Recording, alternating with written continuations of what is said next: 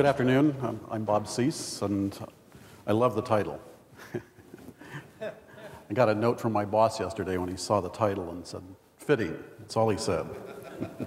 So our area really concentrated on recommendations to the industry in particular and to manufacturers. And we really looked at the entire, again, stack or network of the power system from generation all the way to the chip. And we just tried to identify areas where people had challenges. And it really actually surprised me the direction it took. I think, Mike, you were with me as well, and we were both kind of surprised by the direction it took. But I think the recommendations were very sound. It really is interesting to see where the industry is right now. Number one, first of all, these are in order. We ranked them and had everyone vote on the order of these things. And so their number one area of concern was really around monitoring.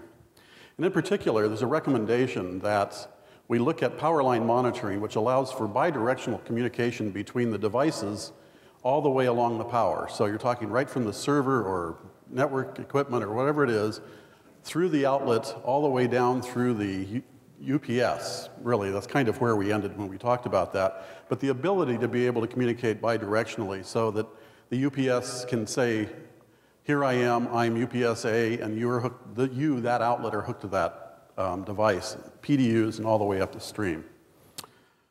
The other thing we looked at is really the communication standards. And when I say IP, I'm really referring to Internet Protocol and not intellectual property. So our challenge here is that we really do have a number of manufacturers that have communication devices, and they will provide IP as an opportunity, but not often offer all of the points that they're monitoring through that IP connection. And really, we want to be able to see all of the monitored points in a standard protocol, an IP or SNMP being the choices that we talked about there. And then, of course, once we get all this data, what are we going to do with it? And it's the ability to be able to analyze that, and we need to have tools that allow us to do that. Gathering the data is one thing, using it is something that we obviously need to accomplish as well. The next item that came at the top of our stack was standards. And we really talked about standards for a variety of things. I think our conversation really started with UPSs initially. And it's just how you measure efficiencies or measure anything about that piece of equipment. We need to standardize it across the industry. If you're comparing one piece of equipment with another, the information that we get obviously tells the best story it can tell about that piece of equipment. But it isn't always the same scale being used by one manufacturer and the other. So we're asking that that be standardized. And that really implies sort of a third-party organization of some sort, putting that standard together. And we did talk about pros and cons on all of these things. Some of them were pretty straightforward, didn't really require any cons. But obviously, on the standards side, it levels the playing field, allows everything to be measured at one standard. And then, of course, putting that together is going to be a significant effort and some negotiation probably with vendors. Modularity, really, you're going to see that as a theme a lot today, and it was certainly a theme in our area. One of the things that we really want to be able to do is expand and contract our environments quickly. You saw it with cloud computing, and I know you'll see it again after my presentation today. And we really need to do it in a manner with our equipment that allows just plug and play. It's very difficult right now to expand your data center if you're adding UPS capacity, if you're adding generators, whatever it is that you're adding. It's really a difficult thing to do, even in the best situation. And we would like the vendors to really consider the need for plug and play, expandability, and contractibility. If you need to reduce load because you're shrinking the environment, we would like to be able to do that. One of the things that always comes to mind is around installing a new generator and trying to put that information into the paralleling environment. Often it's very, very difficult, and it can also take a chance on jeopardizing your critical load. So plug and play is what we're looking for there. And of course, the pro side of this really looks at the proportionality, speed of change, and maintainability. So, and then cost is obviously going to be a consideration in this. A lot of, on the reliability side, of course, we've got more moving parts, more equipment, and it could require greater real estate. Because if you're putting in a 2 megawatt generator and you decide not to do that, but put in 2 1 megawatts, obviously you're going to have more real estate that you require. The next item was power supplies. And one of the topics that came up was something that took me by surprise, and that really has to do with power factor creep or leading power factor creep on the power supplies in a redundant environment where you're carrying low load on both power supplies. One of the people in our group said that they're starting to see that leading power factor increasing there, and we really want manufacturers to keep an eye on that for us and make sure they keep that under control. I know we've put a lot of pressure on the industry over recent years to worry about efficiency, and we certainly have a comment about that here, but we also really need to keep an eye on that power factor because if it starts creeping, it's going to start affecting everything else in our environment. Optimizing for expected operating ranges or flatter efficiency curves for the power supplies. And that really is something that you've seen for many years, but we're really wanting to look at those sweet spots in the curve where we really operate those power supplies, somewhere between probably 20 and 50% on a redundant environment where you've got two power supplies. Hopefully we're not running them over 50%, but making sure that those are optimized in there on an efficiency curve.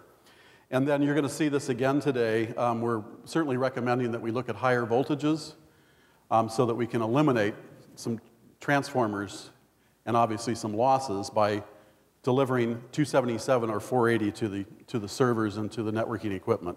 And so power supplies need to be properly sized for that. And then this last one is sort of our parking lot of ideas that we really couldn't put into a category, but we certainly wanted to mention all of them, and there are even more to talk about than are on this list. But static versus rotary, which one's the right choice? Well, efficiency always has sort of been the thing that has driven people toward rotary, but now we're starting to see the gap close as statics are becoming more efficient. So I'm not sure it's as compelling an argument right now. So we really kind of just said it was application or site dependent in terms of which choice you make. Battery runtime. There's that big question, if you're using rotaries or statics, what is the right time to have? I know we had a long conversation about the amount of time it takes to intercede and start a generator. If the generator doesn't start and you happen to have somebody standing outside the door and can get into the generator, is 15 minutes of battery time going to be adequate for them to go through that entire checklist that they need to follow before they push the button? And are they going to follow the checklist, or are they going to take a chance on doing greater damage? And then another thing that we'd like to watch is certainly the alternative storage technologies, and this is certainly by no means a complete list, but two things that did come up in our conversation were flow batteries, which was a new term to me, but I've done a little bit of reading and learned that they're used certainly in the wind industry, and they're actually being looked at in the electric car industry, and it's really just a chemical solution. And the same thing on ultracapacitors, or supercapacitors, as a lot of you know it. Again, something that we should keep an eye on and see if it's an alternative that will allow us eventually to remove number 5 from our list entirely, removing the UPS from the stack, which brings to mind both on-site generation and DC facilities. And I know there's been a lot of talk and a lot of press about DC in the data centers, and it's maturing. We're getting closer. It's certainly being used in other places. One of the members on our team was from NTT, and in Japan they've just completed and commissioned their first fully DC data center, and it's certainly a very compelling argument. We have to look at the efficiencies, we have to make sure the equipment meets our regulatory standards in the country, and it's certainly something for us to keep our eye on. Is it going to be an efficiency solution? We don't know that yet. I think we're still trying to find that out. With that, I'm finished up. If you've got any questions, I'm happy to answer. Question was whether or not we discussed fuel cells. We didn't get into it in detail. I think we just kind of glossed over it, but interestingly enough, this whole flow battery really is a form of fuel cell, and people interchange those a lot. So there are multiple flow batteries, and fuel cells are one of those. So we definitely want to keep an eye on that, and certainly the on-site and cogeneration were a part of our discussions. So, anything else? We didn't get into that because that really wasn't in the power purview. It would be something that we would have managed in cooling. Thermal storage, right, I'm sorry. I have to repeat the question. Just a question on thermal storage. Anything more? Well, thank you very much.